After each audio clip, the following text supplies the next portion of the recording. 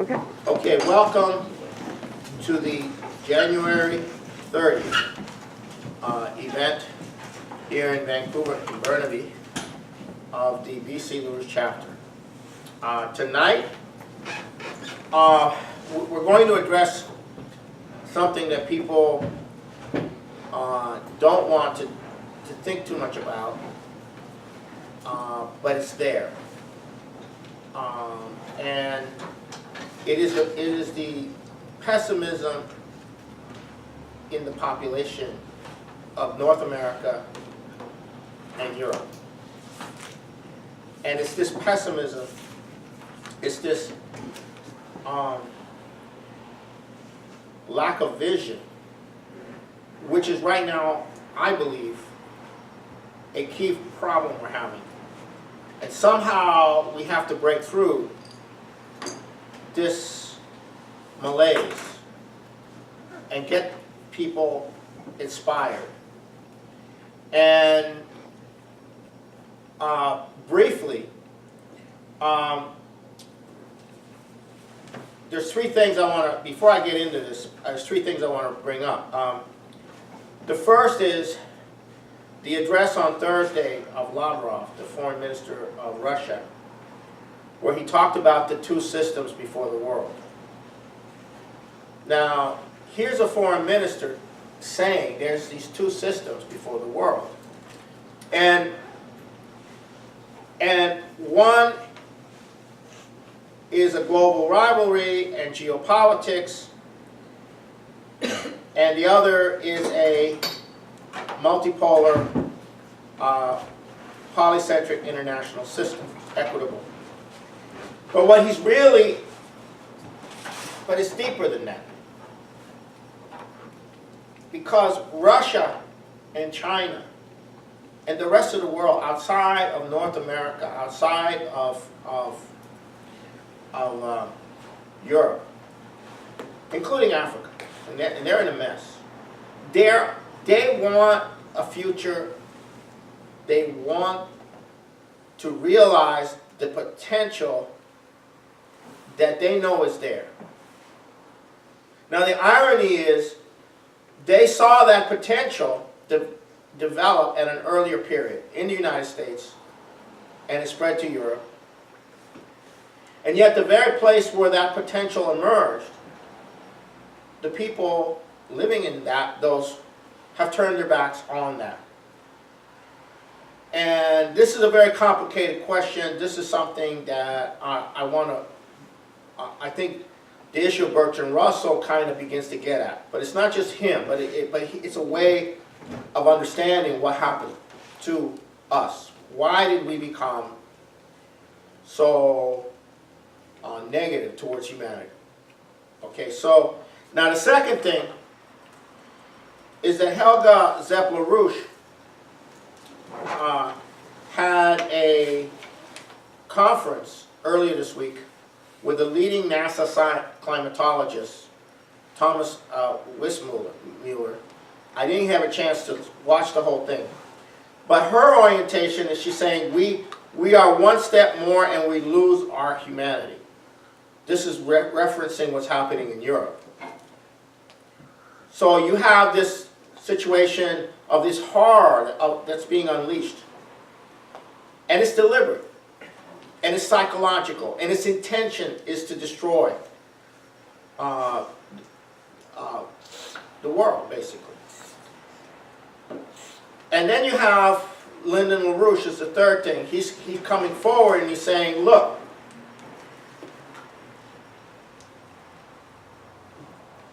somebody needs to step forward in the presidential race and address the people in real terms. Address them on what has to be done, but in the real sense. And that person, the only person that has got any possibility of the capability of doing that is Martin O'Malley. And so what LaRouche is communicating through us to O'Malley's people and to O'Malley himself is that it's time for you to get bold. For you not to take not to go along with the secondary position, that you're going to have to take, you're going to have to be bold at this point. You cannot, and you have to concentrate on the primary issue of the economic crisis and leave all the other issues aside for now. That we may not even agree with you on, but that's not the point. The point is that you have to narrow your focus. So, now, what has become apparent is that Bernie Sanders is somewhat of a populist, an opportunist. He is not organizing the layers before, he's not bringing around him the layers who are going to implement the policies that he's claiming he supports. And so he's not serious. He may win the primaries, what have you, but he's not serious. He's maybe something will happen later with him. I don't know, but he's not. Right now, he's not serious. He's not seriously addressing, and he's not seriously organizing for the policies that he's saying that he's going to adopt. He's saying we got to build a mass movement.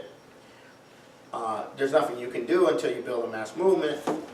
But he's not, to our knowledge, going behind the scenes and preparing a policy team and a policy perspective to come in and actually do what's required. And he's not going to succeed without organizing. He would not be seen as such a threat. O'Malley is seen as much more of a threat. The Wall Street crowd has said he's the worst. He's the enemy number one because he is organizing. He is organizing to actually come in to carry the policies out, and he's for real about that. But he has not done well in the campaign, and of course, they have built up Sanders as the popular one, because they have an idea that he's not going to be efficient, he's not going to be effective. So these are the three things that are happening in the political realm. And one other thing that's occurring, which is very significant, is the increasing activity and coordination between Russia, China, and India in the Middle East, more and more so. The Chinese, Xi Jinping just went to the Middle East. He's laying out the entire economic perspective for the development of the Middle East. I think the Indians are doing diplomatic activity to try to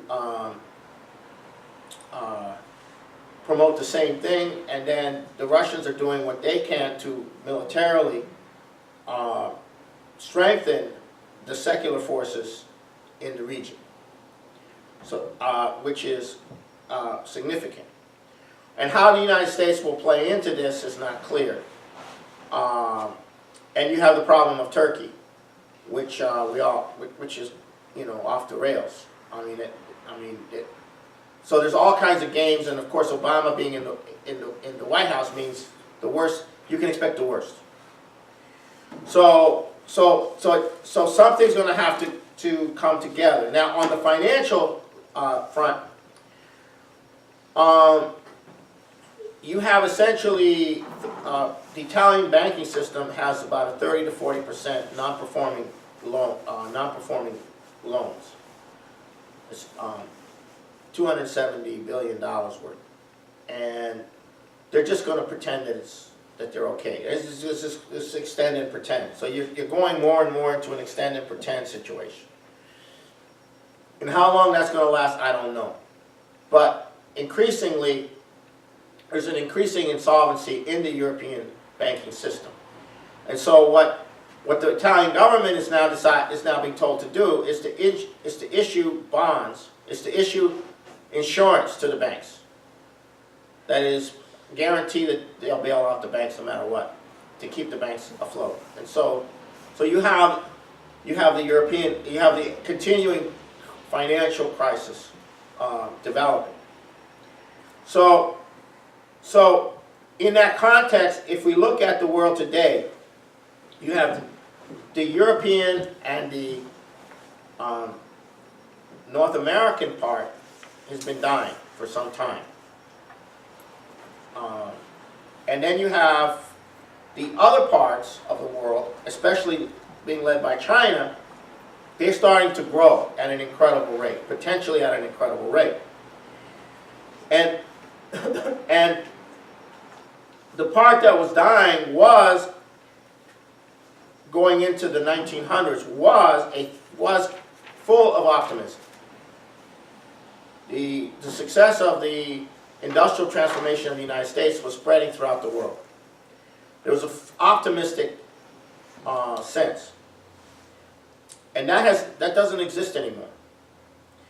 And you had World War I, World War II, the Cold War,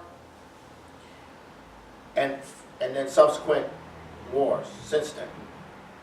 And these wars dominated the planet over this period of time. So if you look at the average person that you're talking to on the street in the United States and Canada, they will tell you that they believe the world's overpopulated, that there's just too many people on the planet. And what does that mean? That means they don't think humanity has the creative power to create the means to sustain future increases in population. That would not have been the mindset of people at the end of the last century, at the end of the 1800s. They would not have thought that way. But sure, we have the means.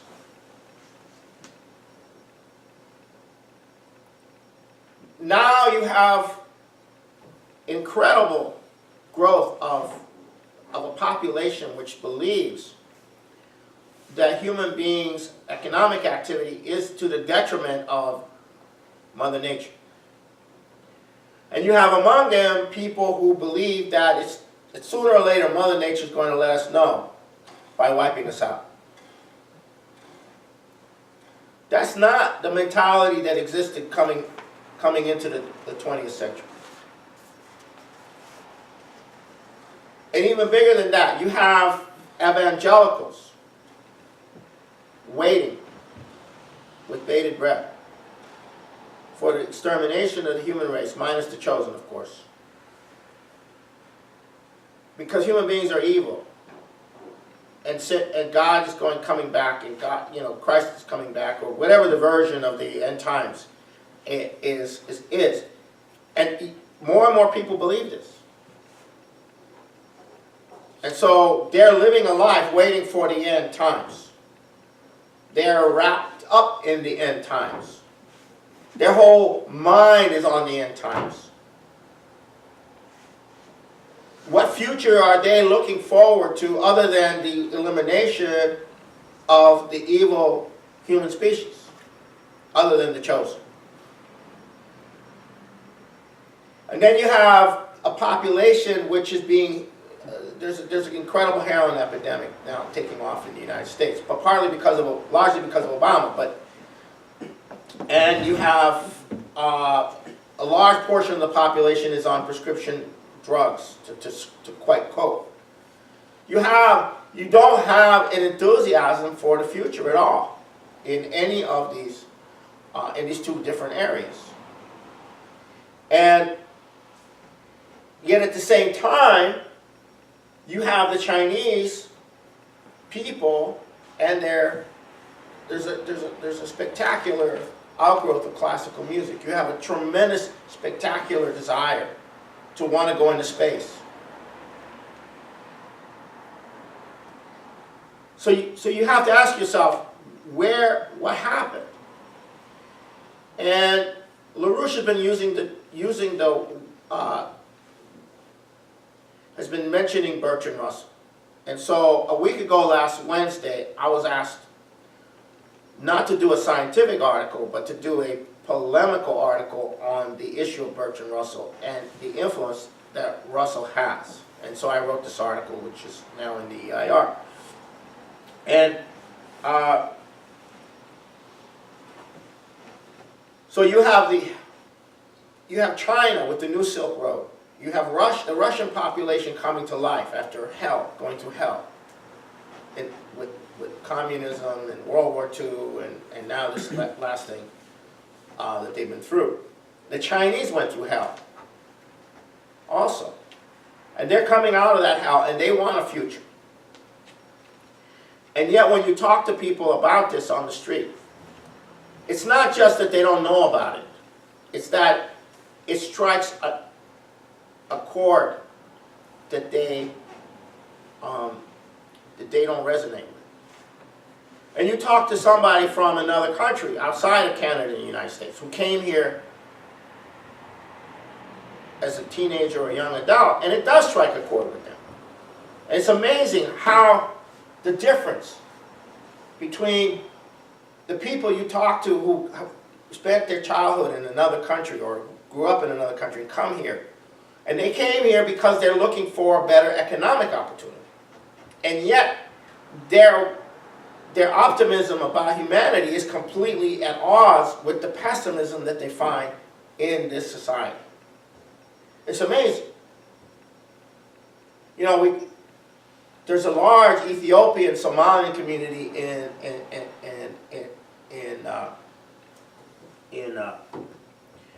in Seattle, and the people who come here with their and have had children here are so horrified. They're now having the entire communities having classes in their own language to teach. Usually, when they come here, we don't need to speak our language. We want our kids to learn English.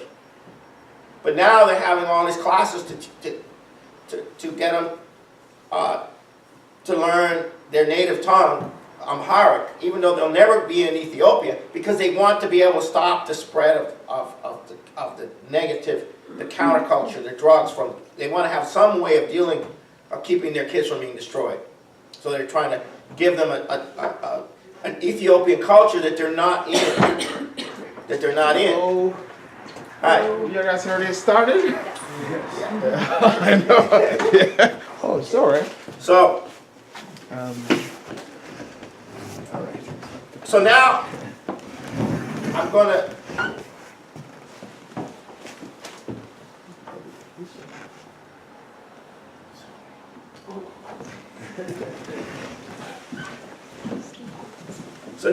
to go into a little bit on Bertrand Russell. And I'm hoping people are reflecting on this, and if you have comments to make on this and observations to make on this afterwards, it would be very useful. So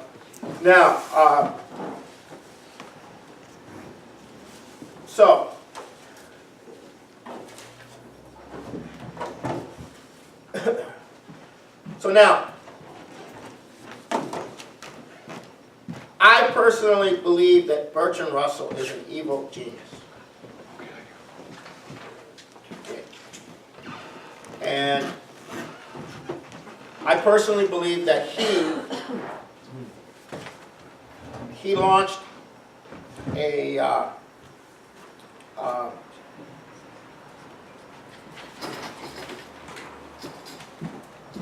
I'm just going to quote you a couple quotes here. I hate the world and almost all the people in it. I hate the labor Congress and the journalists who send men to be slaughtered, and the fathers who feel smug pride about their sons are killed, and even the pacifists who keep saying that human nature is essentially good, in spite of all the daily proofs to the contrary. I hate the planet and the human race. I am ashamed to belong to such a species. How much good would it do if one could exterminate the human race? This is something he would say often. I have been merely oppressed by the weariness and tedium and the vanity of things lately. Nothing stirs me, nothing seems worth doing or worth having done. The only thing I strongly feel worthwhile would be to murder as many people as possible so as to diminish the amount of consciousness in the world. Now, why does he feel that way? Because he is an aristocrat. And he's not willing to accept the world developing such that the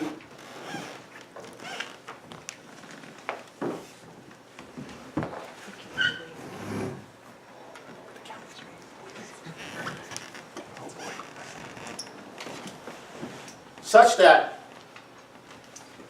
the humanity is developed. He doesn't want to see the human species develop. He hates the creative scientist. He hates the optimist. He hates the people who believe in the future of the planet, who believe that you can elevate the poorest people, the less developed people, to the highest level. He hates that. He hates that. Why does he hate that? Why does he hate that? Because he's an aristocrat. He sees this, he hates it. And he spent his life designing the world to come, where the oligarchy would still, his aristocracy or oligarchy, or the new oligarchy that he wanted to create, would still control the world. And he teamed up and had many arguments with H.G. Wells and Aldous Huxley and Julian Huxley. But he represented the vanguard of creating a completely controlled, psychologically controlled society. And when he talks about science, he's talking about behaviorism, turning people into robots, using drugs, teaching methods, destroying people's sense of their own mind. So I'll give you another quote, which is in the article, which is one of the more famous quotes. But it just gives you a sense of this. This is in his 1931 book, The Scientific Outlook. He says, ordinary men and women will be expected to be docile, industrious, punctual, thoughtless, and contented. Of these qualities, probably contentment will be considered the most important. In order to produce it, all the research of psychoanalysis, behaviorism, and biochemistry will be brought into play. All the boys and girls will learn from an early age to be what is called cooperative, to do exactly what everybody else is doing. Initiative will be discouraged in these children, and insubordination, without being punished, will be scientifically trained out of them. For the children chosen to be among the scientific ruling class. Now, what he means by scientific ruling class is not what we think of scientists. It's the people running the system. It's the people designing the mind control.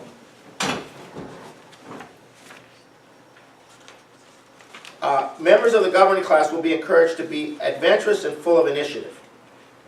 It will be recognized that it is their business to improve scientific technique and to keep the manual workers contented by means of continual new amusements. Now, this is an oligarchy, an aristocracy, confronting the Industrial Revolution and all the future potential revolutions which are coming. Now, at the end of the 1900s, at the end of the 1800s, you began to have the beginnings of a sense that there was a new level that man could access. It was the beginning of the nuclear age. Madame Curie, Einstein, and Becquerel, a lot of other people were involved.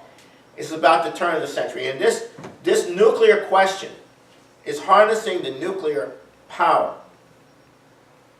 It's a big thing because it's a quantum leap in the productive power of the species. That's what it represents. And Bertrand Russell took this power, he played a key role behind the scenes in getting Truman to drop the bombs on Hiroshima and Nagasaki. He played an actual personal key role in that. And then he set up 3 movements simultaneously. The first movement was to convince the Americans to force the Soviet Union to surrender to a world order, a new world order, and to use the nuclear weapons on the Soviet Union before they had nuclear weapons, if they refused.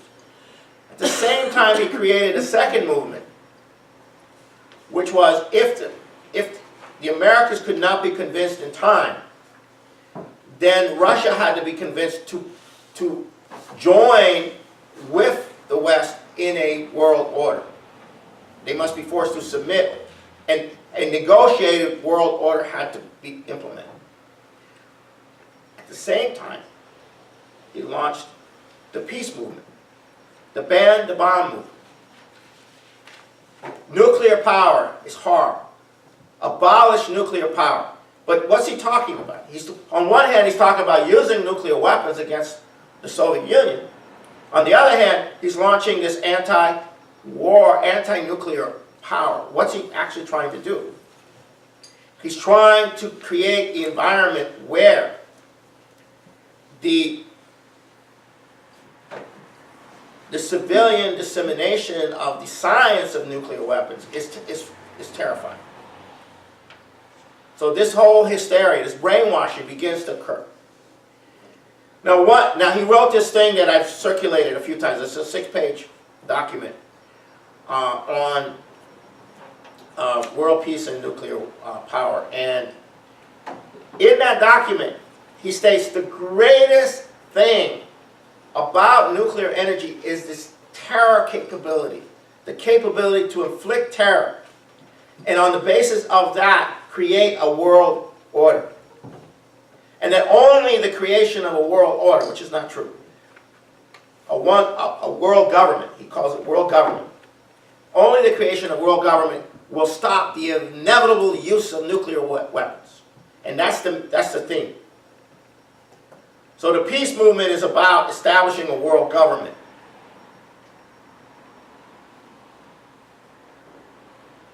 So it's the terror of nuclear weapons. That's key here. He also discusses in that 6-page paper the fact that because of the secrecy needed in the nuclear rocket and other related defense areas, that you can essentially imprison the scientific community in such a way that you could compartmentalize and imprison the scientific community and restrict the dissemination of the science into the general economy, into the general society. So he saw the nuclear arms race as a way to imprison the people doing the work in these areas, the classification. Now, then what he did is he began to organize something called this is part of the second movement, which is the bringing the Soviets in to a dialogue. And that occurs in the 50s under Khrushchev. And this becomes known as the Pugwash Conference circuit. This is where Henry Kissinger and I don't know about Brzezinski, but all these people were part of this Pugwash, somewhere in Canada, I think it was, where they held the conference. And that's where they began to explore this whole idea of mutually assured destruction. The idea of having peace by holding the populations hostage to annihilation, not developing a capability of having a defense. Of course, in the Soviet Union, they didn't go along with that. So out of the Pugwash Conference circuit, you got people like Henry Kissinger, you got a lot of other people. But the key thing here is that he was able to get Khrushchev, he was able to play Khrushchev into a confrontation with the United States, a nuclear confrontation in the Cuban Missile Crisis. He played a very key role behind the scenes in getting the Cuban Missile, getting that crisis. And that crisis was so terrifying that an entire generation of people, young people, who were in their older childhood and adolescent, who did not have the maturity, emotional maturity to handle this, were looking at the extinction of the human race.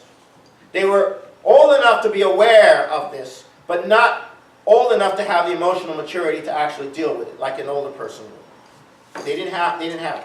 And those people were people like me.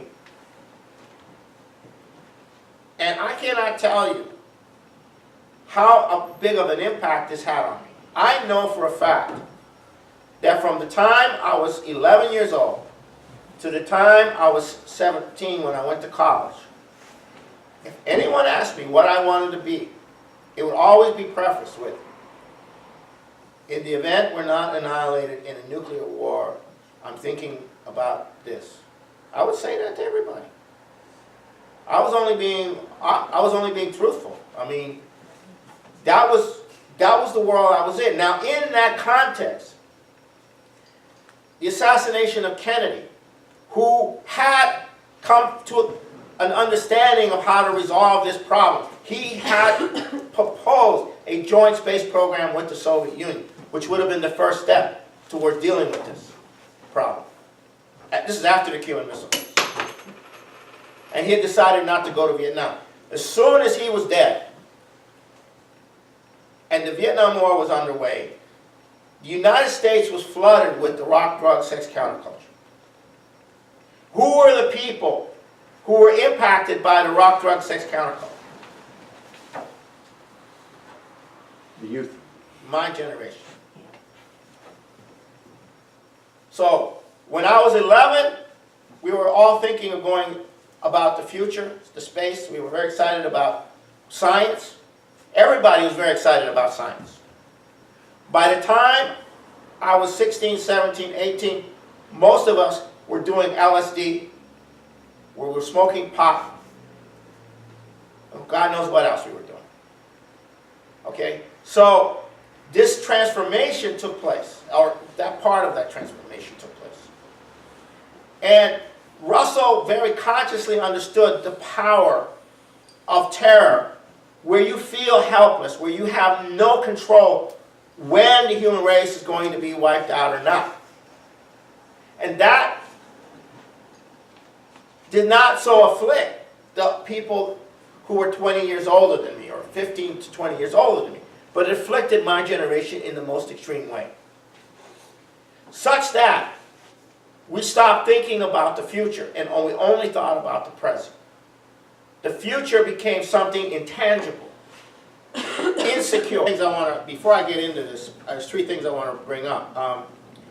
The first is the address on Thursday of Lavrov, the foreign minister of Russia, where he talked about the two systems before the world.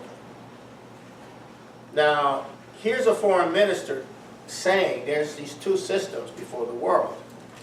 And one is a global rivalry and geopolitics, and the other is a multipolar, polycentric international system, equitable. But what he's really, but it's deeper than that. Because Russia and China and the rest of the world outside of North America, outside of Europe, including Africa, and they're in a mess. They want a future. They want to realize the potential that they know is there. Okay. Okay, welcome to the January 30th event here in Vancouver, in Burnaby, of the BC Lewis chapter. Tonight, we're going to address something that people don't want to think too much about, but it's there. And it is the pessimism in the population of North America and Europe. And it's this pessimism, it's this lack of vision, which is right now, I believe, a key problem we're having. And somehow we have to break through this malaise and get people inspired. And briefly, there's three things at this point. You cannot, and you have to concentrate on the primary issue of the economic crisis and leave all the other issues aside for now. That we may not even agree with you on, but that's not the point. The point is that you have to narrow your focus. So now, what has become apparent is that Bernie Sanders is somewhat of a populist, an opportunist. He is not organizing the layers before, he's not bringing around him the layers who are going to implement the policies that he's claiming he supports. And so he's not serious.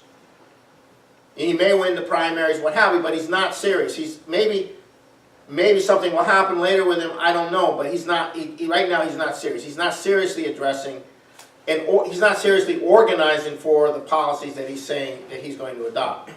He's saying we got to build a mass movement. Now the irony is, they saw that potential develop at an earlier period in the United States, and it spread to Europe. And yet the very place where that potential emerged, the people living in those have turned their backs on that. And this is a very complicated question. This is something that I think the issue of Bertrand Russell kind of begins to get at. But it's not just him, but it's a way of understanding what happened to us. Why did we become so negative towards humanity? Okay, so now the second thing is that Helga Zepp-LaRouche had a conference earlier this week with the leading NASA climatologist, Thomas Wissmuller. I didn't have a chance to watch the whole thing. But her orientation is she's saying we are one step more and we lose our humanity. This is referencing what's happening in Europe. So you have this situation of this horror that's being unleashed. And it's deliberate. And it's psychological. And its intention is to destroy the world, basically. And then you have Lyndon LaRouche is the third thing. He's coming forward and he's saying, look,